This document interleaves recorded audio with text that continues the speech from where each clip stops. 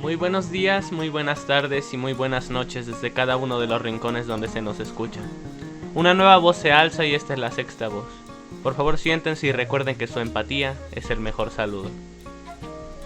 Esta es la segunda parte de una sección en el apartado de revoluciones. Que recordarles que en el anterior podcast hablamos de los antecedentes de la lucha zapatista.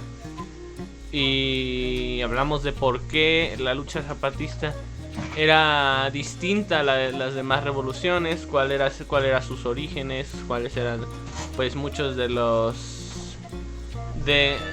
individuos y de organizaciones que estuvieron en algún momento relacionadas o llegaron a formar parte de todo esto que terminó siendo el Ejército Zapatista de Liberación Nacional y en futuro el CNI.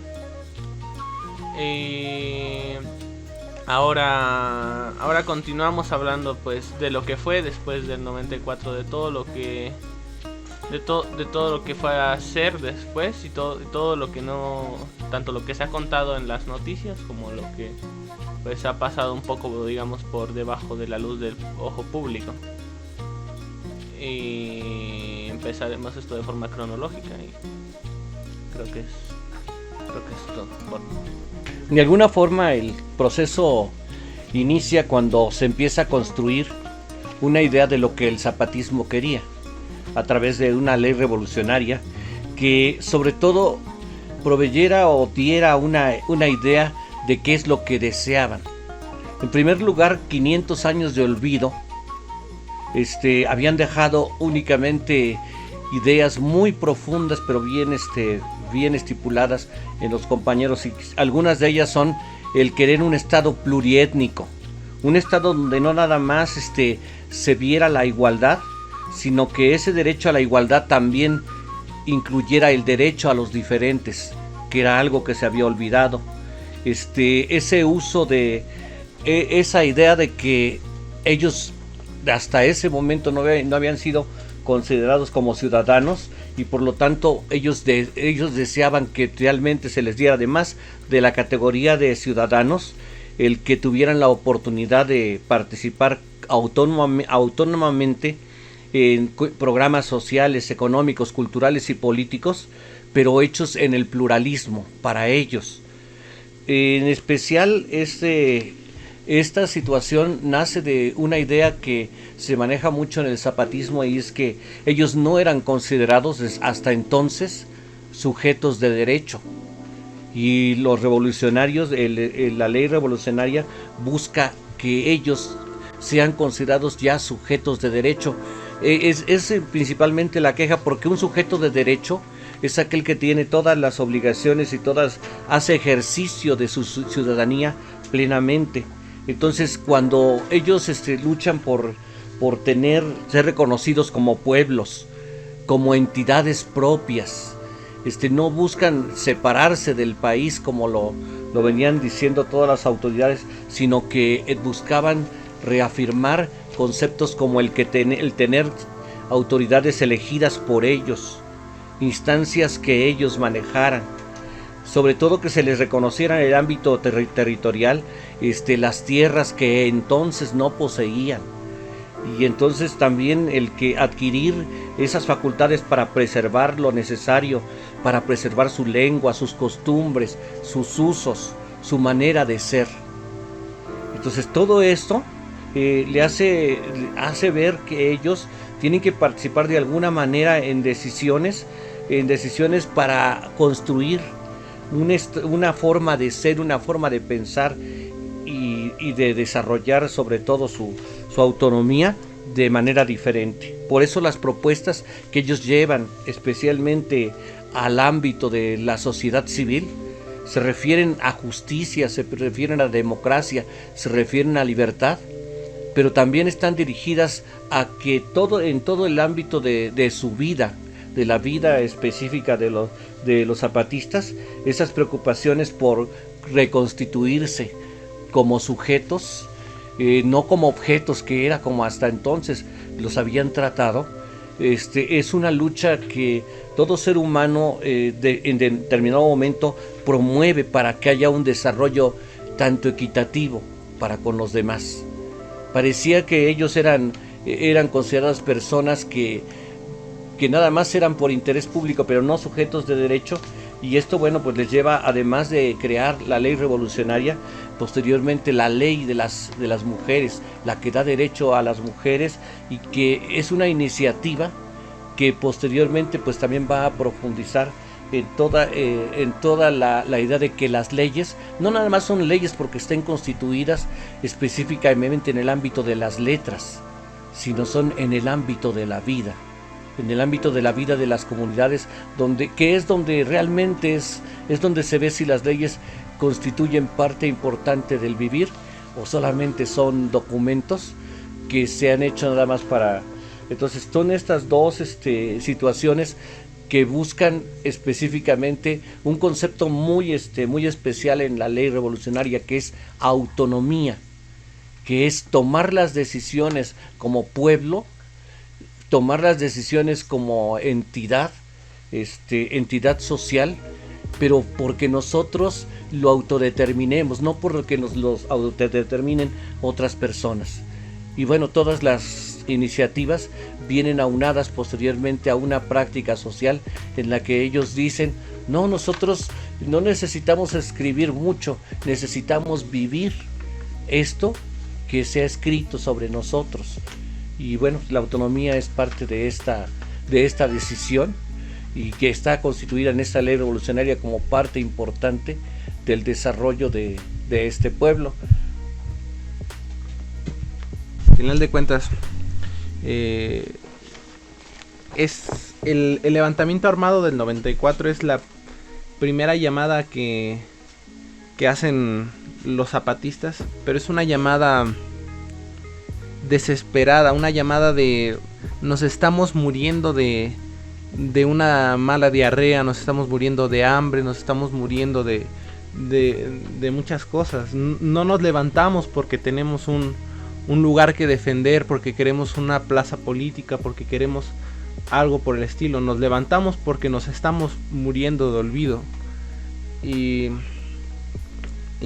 creo que al final de cuentas ese fue el llamado que se hizo en el 94, que se resume un poco con el texto de qué nos van a perdonar, donde menciona todo lo que se estaba viviendo en Chiapas, todo lo que estaba pasando, ya no solo en Chiapas, sino en el resto del país también. Y decía, ¿de qué nos van a perdonar? De morirnos de hambre, de no rendirnos, de no vender, de no claudicar.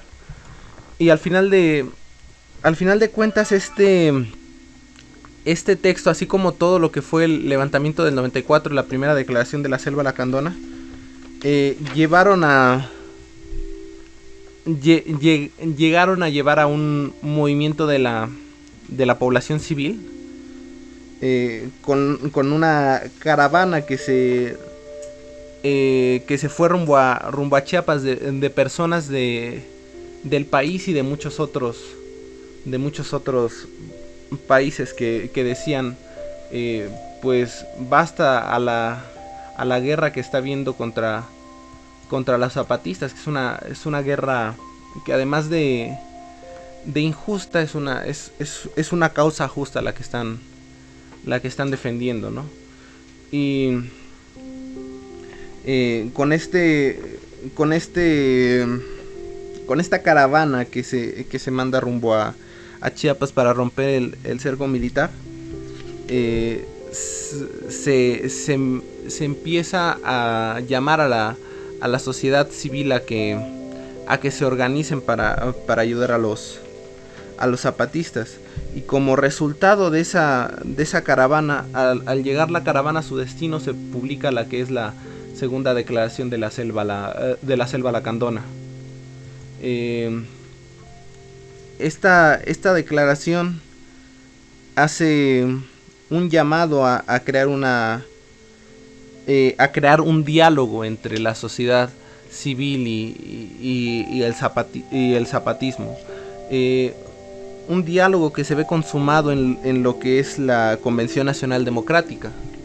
La Convención Nacional Democrática es un encuentro que se busca que exista entre la sociedad civil y los zapatistas. Este encuentro en esos momentos tienen pensado que sirva para generar una nueva fuerza que empuje el país desde la vía política para crear un grupo de personas que se junten para entre todos crear una nueva carta magna que incluya a todos los que están olvidados para ese entonces, y sobre todo las demandas que los zapatistas traían con ellos.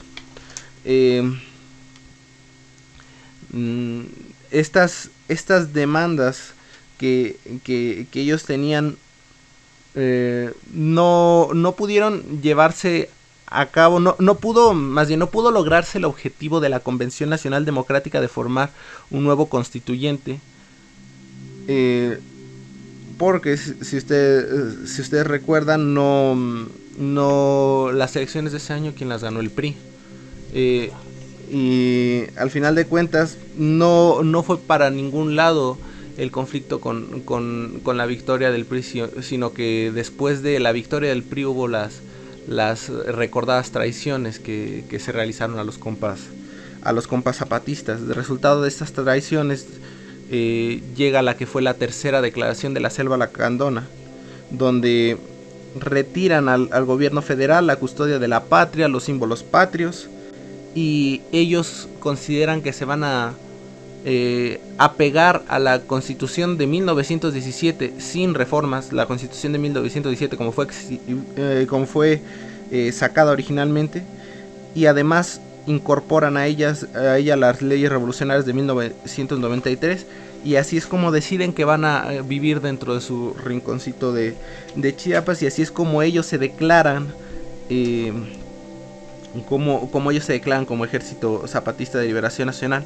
Al mismo tiempo crean lo que llaman el movimiento de liberación, un movimiento para la liberación nacional, que es un movimiento que busca en resumen crear una participación desde la parte de la sociedad civil para que puedan existir estos cambios que ellos están pidiendo, y no solo estos cambios, sino que pueda la sociedad civil dialogar,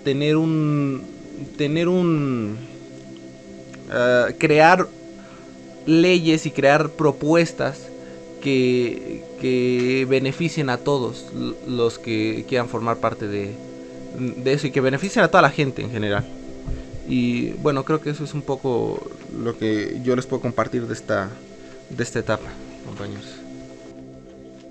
Sí, bueno, pues siguiendo con todo el proceso que van transcurriendo los zapatistas desde que se dan a conocer el 94, pues también algo muy importante que surge, y eso fue los acuerdos de San Andrés, que más que nada es un reconocimiento a los derechos indígenas, ¿no? Siempre que estaban sublimados desde 500 años, y siempre a los pueblos originarios pues nunca se les tomaba en cuenta, o hasta hoy en día, ¿no? Que siempre son sublimados, violentados en todos sus aspectos, ¿no? Entonces, un 16 de febrero de 1996 se suscriben los acuerdos se escriben los acuerdos del gobierno federal y el EZLN sobre derechos y la cultura indígena, ¿sí? Donde participaron la delegación del Ejército Zapatista, la Institución Nacional Indigenista, la Delegación Gubernamental para el Diálogo en Chiapas, que en ese momento se le pide al gobierno la construcción de una nueva relación entre Estado y pueblos indígenas, sobre la base del reconocimiento constitucional a la reforma del artículo 4 de la Constitución, ¿no? Donde se establece esa relación de los pueblos indígenas y derechos en relación a eso, ¿no? Y también en esos acuerdos de San Andrés definen también los compromisos en materia de participación y representación política, remunicipalización, garantía de acceso a la justicia, a la justicia y situación, derechos y cultura de la mujer indígena, ¿no? Entonces, pues desde ahí empiezan y se empieza a reconocer, ¿no? Después de ese surgimiento, de esa protesta, de esa lucha que surge, ¿no? En el 94, pues muchos decían que qué onda, ¿no? Con ello, ¿no? Pero ya estableciéndose esas normas es cuando, bueno, esas no las normas, sino esos acuerdos que se están firmando en San Andrés, pues empiezan a reconocer más un poco más a la cultura y a todo lo que considera de los bienes de los pueblos indígenas, ¿no? Ya que ellos siempre han cuidado hasta hoy en día esos lugares sagrados donde pues tienen esa relación de la tierra con lo que les da, ¿no? La tierra es la madre tierra que les da el sustento y el vivir por ella, ¿no? Entonces, desde ahí empieza a verse más reflejado o a mirar los ojos del gobierno del estado hacia algunas comunidades, ¿no? Pero siempre han sido han sido objeto de esclavización, de malas, siempre reprochar, hasta ahorita, como hemos visto en todo, no nomás en Chiapas, sino en todos los rincones donde hay comunidades originarias, pues siempre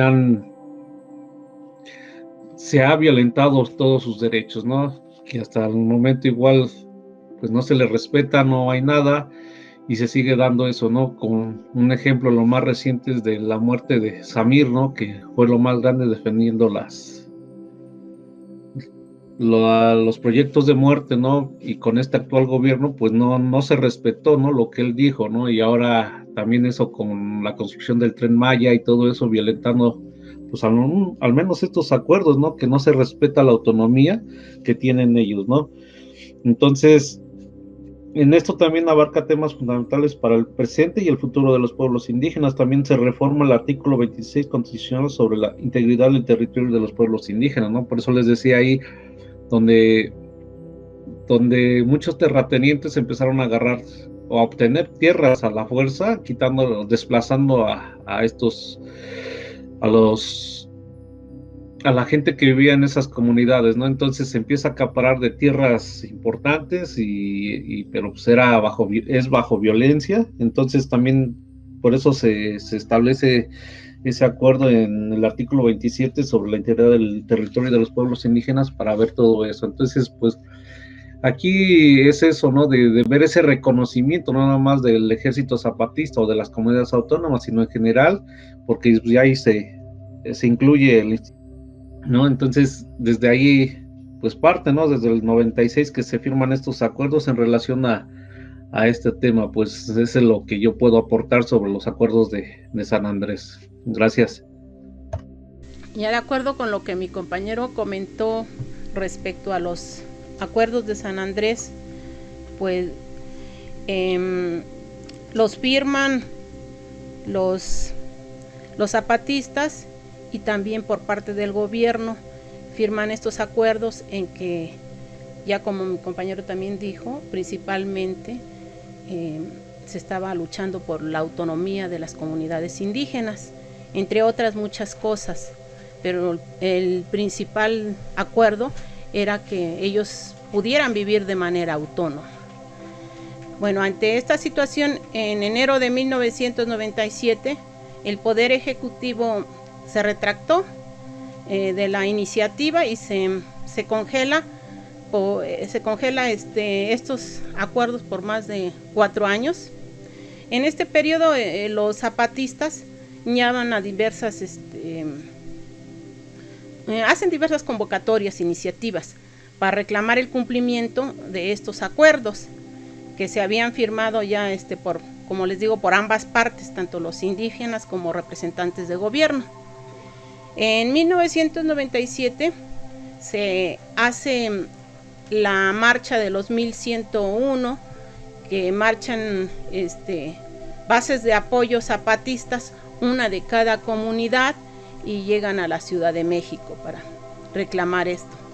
En 1999 se hace la consulta nacional e internacional, también otra iniciativa con la misma idea.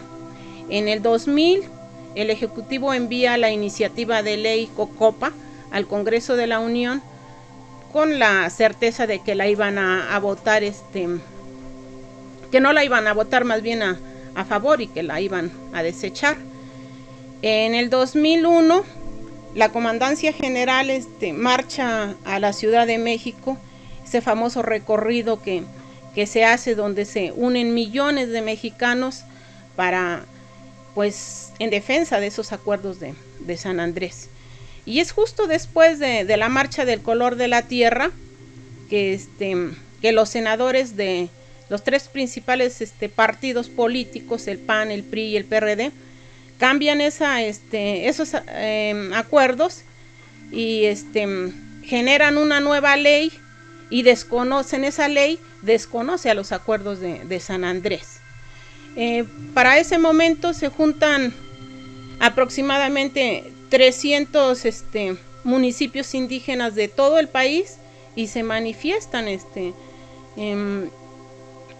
promueven una controversia ante la Suprema Corte de Justicia de la Nación, y en septiembre del 2002 el Poder Judicial desecha los recursos, y es así como prácticamente desaparecen esos acuerdos de San Andrés ante la institución, ante el gobierno. Entonces, el 8 de agosto del 2003, aniversario del primer Aguascalientes, se decreta la muerte de los Aguascalientes, para que al día siguiente nacen los caracoles. Nacen los caracoles en el año de 2003, y bueno, cuenta una historia que escribe el subcomandante Marcos, del sostenedor del cielo. Dice que la palabra del que no duerme, del que está pendiente del mal y sus maldades, no camina directo de un lado a otro, sino que anda en sí misma, siguiendo las líneas del corazón, y hacia afuera siguiendo las líneas de la razón. Y dice que los sabedores de antes, que el corazón del hombre y la mujer tiene la forma de un caracol, y tienen un buen corazón y un buen pensamiento, y andan de un lado a otro, despertando a los dioses y a los hombres, para que se estén pendientes de que el mundo se esté cabal. Por eso, quien vela cuando los demás duermen, usan un caracol, y lo usan para muchas otras cosas, pero sobre todo para no olvidar. Y bueno, los caracoles son como una puerta para entrar a las comunidades y para que las comunidades también salgan. Son como una ventana para que los zapatistas se vean de adentro, y para que vean también fuera, como algo así como bocinas para sacar lejos la palabra y para escuchar la palabra que lejos está o lejos a veces viene, pero sobre todo para recordar que debemos de velar y estar pendiente de la cabalidad, de que el mundo, el pueblo esté bien. Es así como el concepto que se le da de la cuestión de los caracoles. Y bueno, compañeros, en esa fecha que les menciono, el agosto del 2003, surgen los primeros 5 caracoles, que el primero es el caracol de la realidad zapatista, en la que están zapatistas tzetzales, mames, y le llaman madre de los caracoles del mar de nuestros sueños. Otro caracol que también surge en ese 2003 es el caracol de Morelia, de zapatistas tzetzales, otziles y tojolabales, y le nombran torbellino de nuestra palabra. Otro caracol es el de Roberto Barrios, donde se encuentran zapatistas choles, zoques, tzetzales, y le llaman el caracol que habla para todos. también está el caracol de Oventic, donde se encuentran tzotziles, sextales y nada más. Y le llaman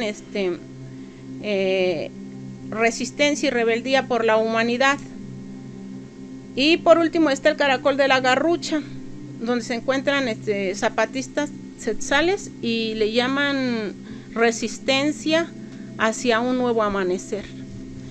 Bueno, estos caracoles son para poner en marcha los acuerdos de San Andrés, donde la principal demanda, como ya les había comentado, es justamente la autonomía de las comunidades, para cuidar que en el territorio rebelde zapatista, que ya habían recuperado, que el que mande, mande obedeciendo, donde se imponga pues la buena justicia, la salud, una salud comunitaria, la educación, la vivienda, la tierra, el trabajo y la alimentación, el comercio, la información y la cultura.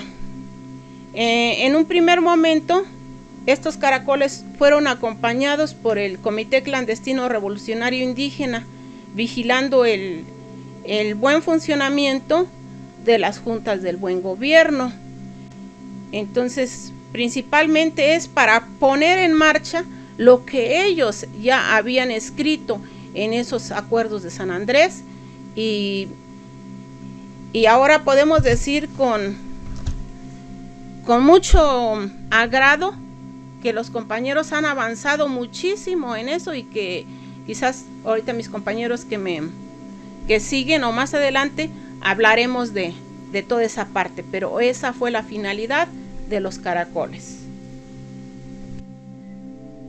Bueno, hablar de la sexta declaración de la Selva Lacandona es ubicarla entre los tres ejes que la lucha zapatista ha estado orientada.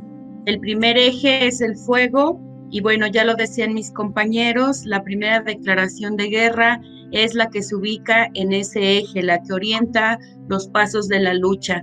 Ya lo decía el compañero Yael, era un ya basta de la injusticia, de la desigualdad, de la explotación. A partir de la segunda declaración de la Selva Lacandona hasta la sexta declaración, surge entonces el eje de la palabra. Los compañeros zapatistas en algún momento lo dijeron, la guerra no la paramos nosotros, la para la sociedad civil. Entonces, como un momento de regresarles contenerlos en esa guerra de exterminio contra las comunidades indígenas, ellos devuelven la palabra a ellos, y entonces empiezan todas estas convocatorias que surgen a partir de la segunda declaración. Y pues bueno, en los años de 1994 hasta el 2005, entonces, cuando los compañeros dicen la palabra, explican la guerra, explican la lucha, también surge en ello el encontrarse con nosotros. El poder decir, nosotros tenemos estos dolores, nosotros tenemos estas desigualdades, nosotros estamos viviendo esto, pero es necesario poderlo compartir con nosotros.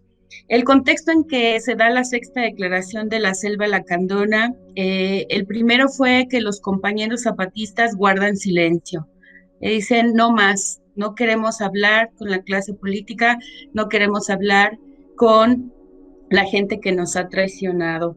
Después, un suceso que marcó la historia de nuestro país, que fue las elecciones de 1999, cuando Fox llega a la presidencia, y en alguno de sus tantos discursos huecos dice que la situación de Chiapas se resolvía en 15 minutos, ¿no? Los compañeros dijeron, ok, pero hay 3 demandas: retirar las bases militares del territorio zapatista, porque justo acaban de reprimir a la comunidad de Amador Hernández, la liberación de los presos políticos y reconocimiento de los acuerdos de San Andrés, que habían sido traicionados en el Congreso. En este contexto, entonces, surge el siguiente eje para la sociedad civil, porque los compañeros zapatistas ya lo tenían muy vivido, trabajado, que es el eje de la organización. Entonces, en este contexto, la sexta declaración será dirigida primero quienes eran los depositarios de esta palabra, era la sociedad civil. ¿A qué se convoca con esta sexta declaración? Es primero a conocerse, a conocernos, a saber quiénes somos, dónde estamos, qué pensamos del mundo, qué es lo que estamos haciendo en el mundo y cómo lo estamos enfrentando. Una vez que esto sucede en esa convocatoria a recorrer los distintos lugares de nuestra geografía, entonces ahora sí lo que propone la sexta es la organización. Por eso es que este eje se le denomina el eje de la organización para la sociedad civil. Ahí en todos los contextos, porque los compañeros veían, digo, porque ellos nos llevan décadas de mirar adelante, reconociendo la historia propia. Entonces surge en la Selva Lacandona en junio del 2005, en las reuniones preparativas, se llamaba así, en la sexta declaración de la Selva Lacandona. En esa sexta declaración, los compañeros zapatistas primero nos cuentan de lo que son, quiénes son, cuál es el origen de su lucha, por qué hicieron la guerra, por qué ellos tomaron el fuego, por qué no la palabra. Entonces, la sexta declaración es ese recorrido histórico de la lucha zapatista, si lo queremos mirar así. También ellos muestran cuál es el lugar donde están. Ya lo decía Humberta, ellos en autonomía, en organización, nos llevan décadas, gracias a la formación política y a la disciplina que han tenido para justo enfrentar a esto que llamamos capitalismo. De cómo miran al mundo, pues en eso de cómo miran al mundo nos miraron a todos y nos han estado diciendo todo el tiempo con su palabra y con su experiencia que la tormenta cada vez vendrá peor. Y esto que vivimos hoy en pleno año 2021 no es otra cosa más que las advertencias que ya los compañeros hacían. De cómo está nuestro país, que es México. Justo hoy amanecemos previo a la conmemoración del Día Internacional de la Mujer con estas vallas en el Zócalo capitalino y que no es más que esa cerrazón del sistema que sigue sin escuchar a estas diferencias. Así estamos viendo a nuestro país y ellos nos los presentan y nos dicen, mirémonos, pero también miremos en donde estamos parados. También ellos nos comparten qué es lo que quieren hacer, cómo le van a hacer, cómo le están haciendo. Son esas propuestas de organización para poder enfrentar el capitalismo, para poder enfrentar al enemigo, porque si algo tienen claro los compañeros es quién es el enemigo. Y bueno, ellos también nos convocan a esos modos, a esos muy particulares, singulares formas de percibir la vida, pero también de cómo nos organizamos para enfrentarla. Entonces, de cómo le vamos a hacer, es esa propuesta organizativa donde los colectivos, la gente, la sociedad civil que ya sabe contra quién se tiene que luchar, entonces ahora se tiene que organizar.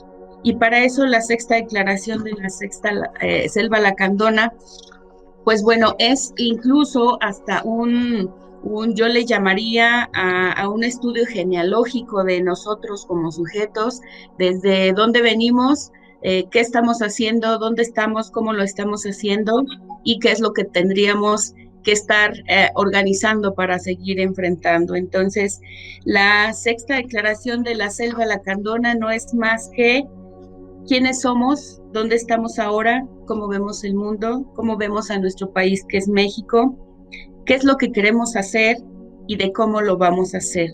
La sexta declaración de la Selva Lacandona, lo dice en algún comunicado el compañero Galeano hoy, antes Submarcos, la sexta declaración es una ventana, no es la puerta, es una ventana, porque la puerta se tiene que abrir en la medida que los colectivos y las organizaciones y los sujetos se organicen. Hasta aquí mi participación. Gracias. Bueno, disculpen las molestias, pero esto es una revolución. Fueron las palabras expresadas, me parece, del Submarcos en aquel tiempo, el 1 de enero del 94, cuando irrumpieron en la fiesta del Tratado de Libre Comercio, que ya íbamos a pasar al primer mundo.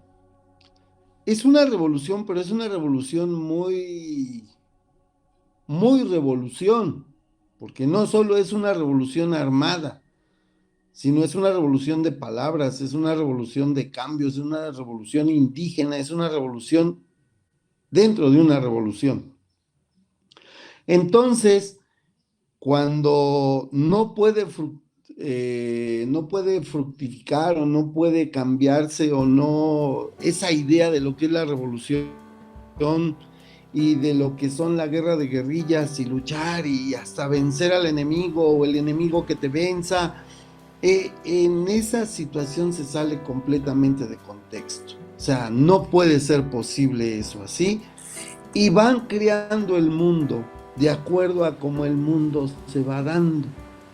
Y llegamos después de la sexta declaración de la Selva Lacandona, en donde nos dicen quiénes somos, qué hacemos, por qué lo hacemos y quién lo hace. Llegamos a algo que le llaman la escuela zapatista, la escuelita zapatista. Después de otras cosas, del 2006 hasta el 2013 hubo muchos acontecimientos, pero en lo que a mí respecta es sobre la escuela zapatista. Y abren las puertas de los caracoles a todos, sean adherentes, no sean adherentes, sean simpatizantes, sean ignorantes del zapatismo. Y hay una convocatoria y es riquísimo. Porque ahí a mí me tocó ver, tuve la oportunidad de ir, y me tocó ver gente que preguntaba, pues que por qué tomaban Coca-Cola, que por qué hacían esto, que por qué el otro, o sea, bastantes situaciones de ignorancia dentro de lo que era el zapatismo. Entonces nosotros dijimos, ¿y qué hacen esos cuates aquí? Eso, aprender. ¿Por qué? Porque era una escuela. Era la escuela zapatista y ellos, los indígenas, los compas a los que siempre la sociedad y el gobierno y el mundo había tratado de ignorantes, había tratado de analfabetas, había tratado de muchos adjetivos calificativos, nos estaban enseñando a los maestros, a los ingenieros, a los catedráticos, al pueblo en común, lo que era hacer una escuela dentro de la revolución, porque la revolución sigue y no es una revolución interrumpida, como decía un escritor, ¿no? Acerca de la Revolución Mexicana, la revolución interrumpida. No, esta revolución está dentro de la revolución. Y la escuela zapatista es el claro ejemplo de revolucionar, de cambiar, de mover, de hacer una escuela consciente. Hay varios adjetivos que nombran ahí, pero era eso. En total, no era enseñarle al mundo cómo sus promotores de la educación le enseñaban a los niños zapatistas la manera de aprender, muy especial aparte, muy ajena a lo que son los planes y programas oficiales, muy propia, muy autónoma, pero no solo era eso, no era enseñarnos cómo daban clases ellos a sus niños, cómo educaban a la juventud zapatista. No, era enseñarle al mundo cómo le hacía, lo que estaban haciendo.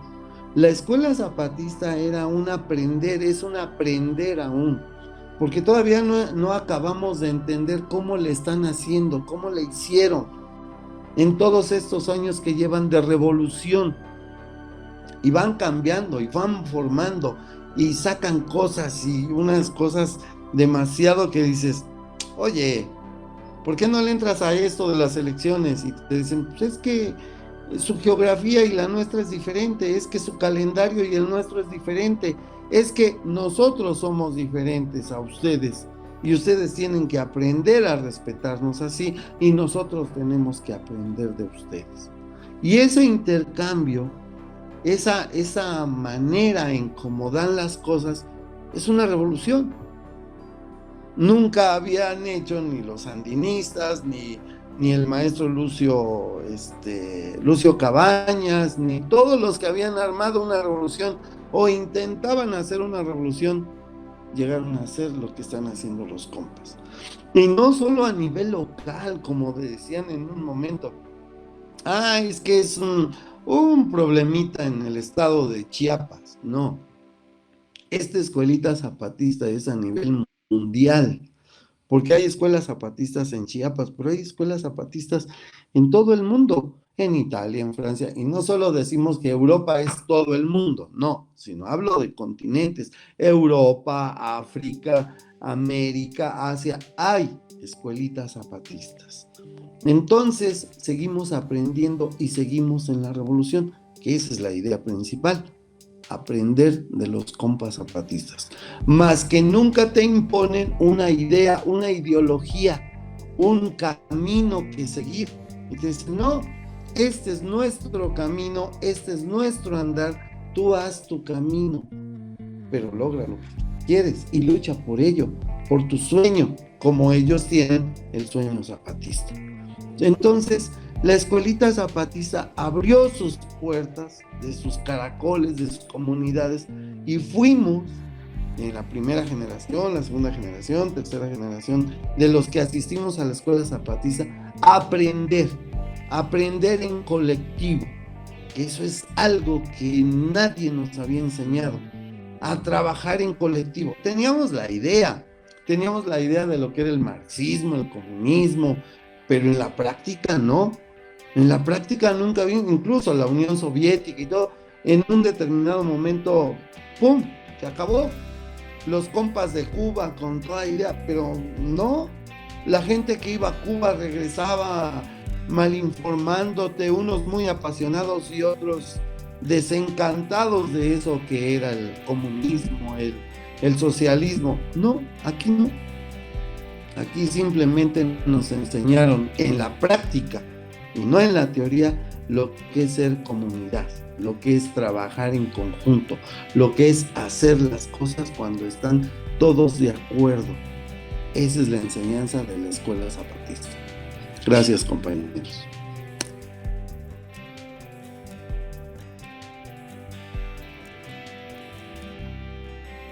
Bueno, compañeros, ahora yo les voy a platicar un poco de la otra campaña. Ya la compañera Elga nos hizo favor de darnos a conocer un poco en relación a la sexta declaración de la Selva Lacandona. Nos habló de las principales interrogantes que se presentaron en esta sexta declaración, que fueron 6 preguntas de quiénes somos, de dónde estamos, cómo vemos el mundo, cómo vemos a nuestro país, de qué queremos hacer por nuestro país y de cómo lo vamos a hacer. Estas interrogantes son muy importantes porque al resolver estas preguntas un poco nos podrán hermanar en una lucha mutua. Y bueno, a partir de esta iniciativa, que es la sexta declaración de la Selva Lacandona, se convoca a todas las personas que sean de algunas organizaciones políticas y sociales de izquierda, que no tengan registro, y a personas que se reivindiquen de izquierda, que no pertenezcan a partidos políticos con registro, decía, a reunirse con los zapatistas.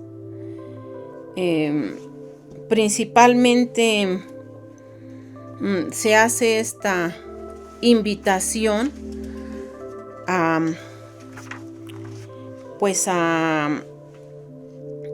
indígenas, a obreros, a campesinos, a maestros, a estudiantes, a amas de casa, a colonos, a pequeños propietarios, a pequeños comuneros, comerciantes, microempresarios, jubilados, discapacitados, religiosos y religiosas, científicos y científicas, artistas, intelectuales, jóvenes, mujeres, ancianos, homosexuales, lesbianas, niños, niñas, para que de manera individual o colectiva participen directamente con los zapatistas en la campaña nacional para la construcción de otra forma de hacer política, de un programa de lucha nacional de izquierda y para una nueva constitución. Pero bueno, previo a esta invitación se realizó, como siempre los zapatistas lo hacen con tiempo, un trabajo de análisis, de estudio sobre las respuestas a las preguntas que hace un momento les comenté y que la compañera Elga comentó también y de alguna manera hizo especificaciones en cada una de ellas. Bueno, entonces después de contestarnos esta pregunta y estando la invitación, empiezan a adherirse a la sexta declaración de la Selva Lacandona, principalmente primero todos las y los zapatistas de ese rinconcito de nuestra patria, de Chiapas, y luego también las personas pues organizadas en diferentes partes de nuestro país que estuvieron interesadas en contestar estas 6 preguntas y interesadas en participar en esta iniciativa. Entonces, con esta gente que ya se firmó la sexta declaración, ya fue adherente a la sexta declaración, se reunieron con otras 6 también interrogantes en las que se hicieron pues mesas de análisis en las que se platicaron principalmente estas 6 interrogantes de las que les hablo. La primera es las características fundamentales de la otra, o sea, vamos a organizarnos qué características debe de tener la otra, o sea, su identidad colectiva, pues. En el punto 2 era su estructura, o sea, cómo nos relacionamos entre nosotras y entre nosotros. Su política de alianza era otro punto, o sea, con quiénes nos vamos a apoyar, con quiénes nos vamos a unir. El lugar de las diferencias, o sea, ¿dónde están esas personas? ¿Dónde están esos colectivos, esos grupos con los que nos vamos a unir? El siguiente punto de análisis era quiénes están convocados y quiénes no. O sea, quién será compañero nuestro y quién no puede ser compañero nuestro. Y una de las últimas era las tareas comunes a todos los adherentes, además de las tareas que cada quien tiene según su lucha. Bajo esas 6 interrogantes de análisis se estuvieron reuniendo compañeros de diferentes partes de la República durante casi un año de trabajo para organizar esta otra campaña. Y por último, ya en las últimas reuniones, se decidió que pues una delegación de la Comisión Sexta pudiera salir a recoger los pensamientos, sentimientos, rabias de todos las luchas que se estaban gestando en nuestra República Mexicana y de alguna manera encontraran su espacio todos los que hasta el momento no cabían en los partidos políticos o no cabían en las organizaciones que de alguna forma solo pues ven por sus propios intereses y no luchan por los intereses de los de abajo.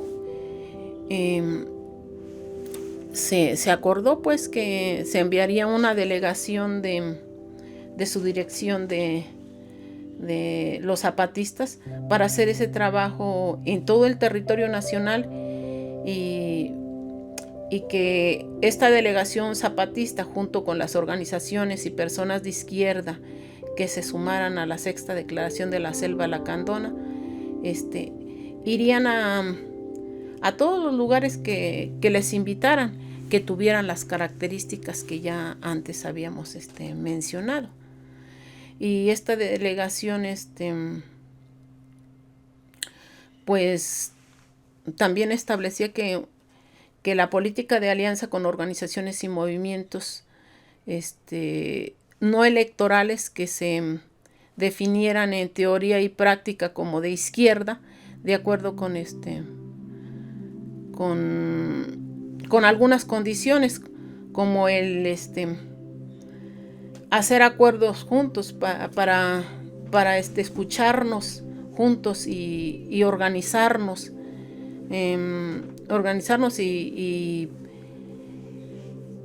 y de alguna manera manifestar nuestra indignación, nuestro coraje, nuestra rabia de lo que a lo mejor estábamos viviendo y que desafortunadamente no encontrábamos algún espacio en el cual apoyarnos. Entonces, pues esta iniciativa iba como que más lejos de los calendarios electorales, no a tratar de resolver desde arriba los problemas de nuestra nación, sino de construir desde abajo y por abajo las alternativas a la destrucción del neoliberalismo, una alternativa de izquierda para México. Y bueno, esa era la tarea que iba a realizar esta delegación, de encontrarse con todas esas resistencias, con todas esas luchas, entonces esos colectivos, grupos que de alguna manera no habían encontrado espacios en otros lugares. Y es así como en el 2006 sale el delegado Cero y recorre toda la República, la mayor parte de los estados de la República. Hace su recorrido y empieza más que nada a ir a escuchar en cada comunidad, en cada región, en cada colectivo, cuáles son sus luchas, cuáles son sus resistencias, cuáles son sus rebeldías, sus dolores. Así se realiza este trabajo de la otra campaña. No era una campaña electoral, sino una campaña en la que se iba uno a encontrar con todos los de abajo y a la izquierda. Era una alternativa, o fue una alternativa de lucha en su momento en el año del 2006, en la que pues de alguna manera participamos muchos de los que nos encontramos acá afuera, y que vimos como una esperanza del poder encontrar nuestro espacio de lucha. Esa fue la otra campaña. En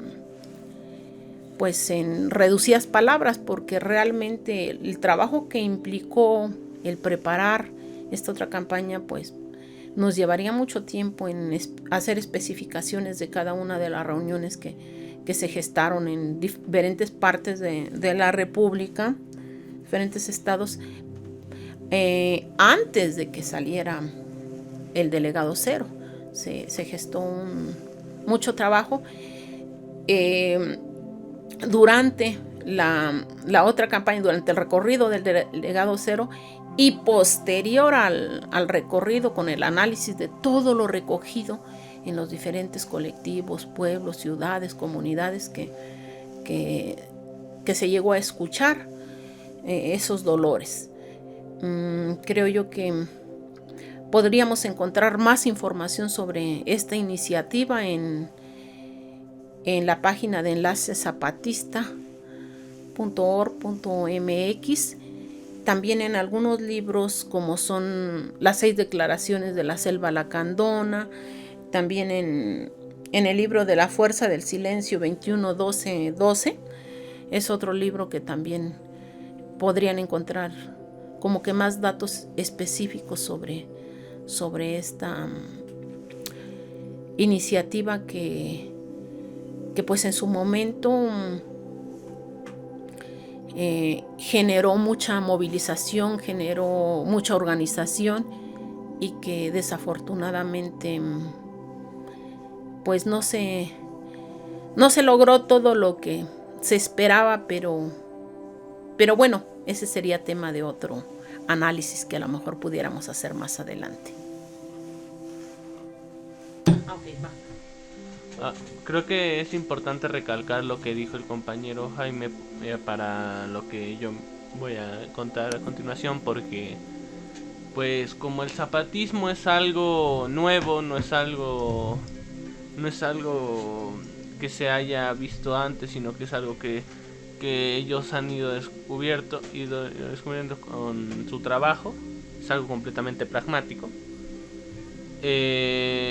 Pues toca muchas veces para los compañeros ir yendo por error y prueba, y eso muchas veces termina en dar cierta confianza a ciertos grupos y lastimosamente llevarse una decepción.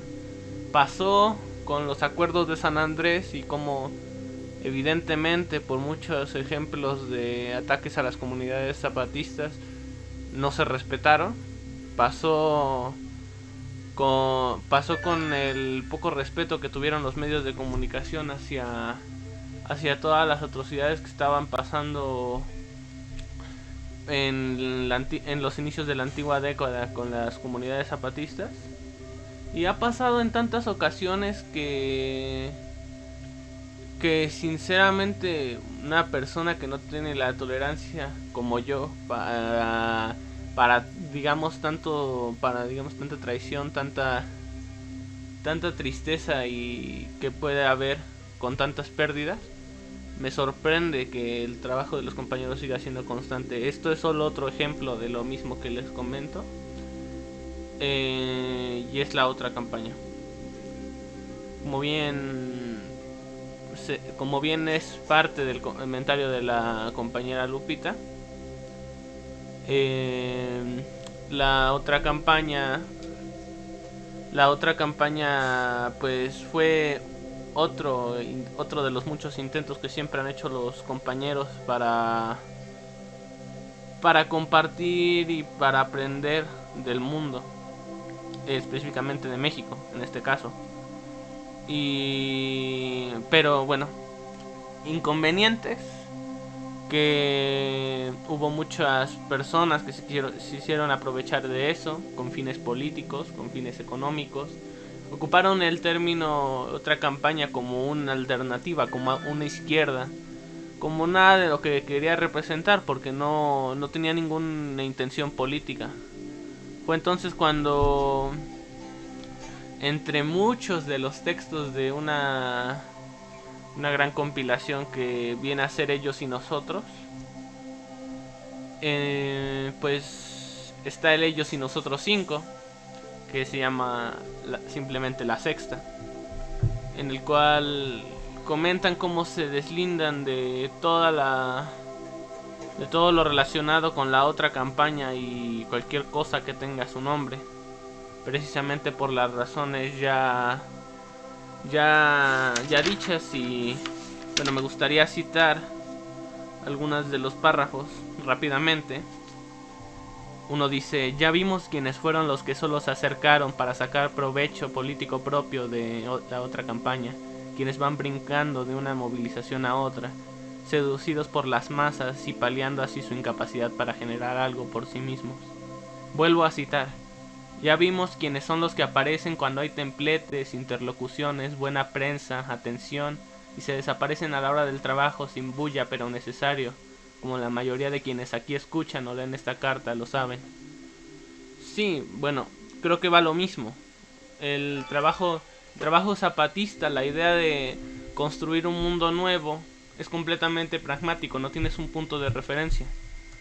Entonces, lo más importante de todo este trabajo colectivo de los zapatistas siempre ha sido, pues, trabajar, valga la redundancia, hacer cosas, hacer toda esa parte que no se ve, que lo que no aparece en los medios, todo esto que le estamos contando y que quizás usted no se enteró porque no salió en las noticias. Y entendible que usted no sepa nada, porque ni a las noticias le tiene la conveniencia de decirlo, ni así como le explicaron las cosas usted tendría el interés de buscarlo. Pero así es el trabajo que vale la pena. Y esto es lo que pues los compañeros comentaron con digamos la reestructuración y el análisis más profundo que se dio de la sexta a posteriori, que el trabajo debíamos de hacerlo nosotros, con nuestros recursos, con nuestras carencias, desde nuestro lugar. Y eso es la sexta, eso es lo que representamos nosotros.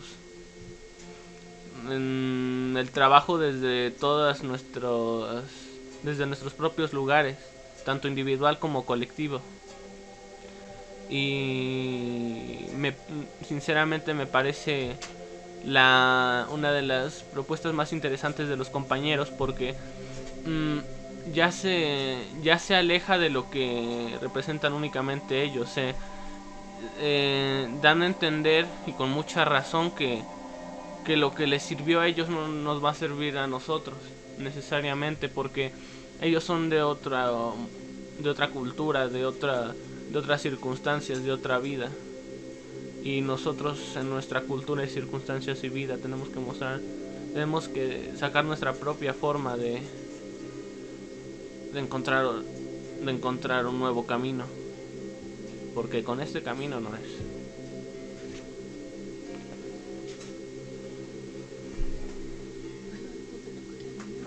Sí, es verdad.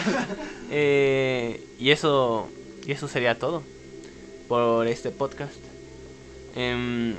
Nos dimos cuenta de que, pues, todo este tema de los zapatistas, pues, como es algo de lo que tenemos mucho estudio previo, pues nos va a llevar otro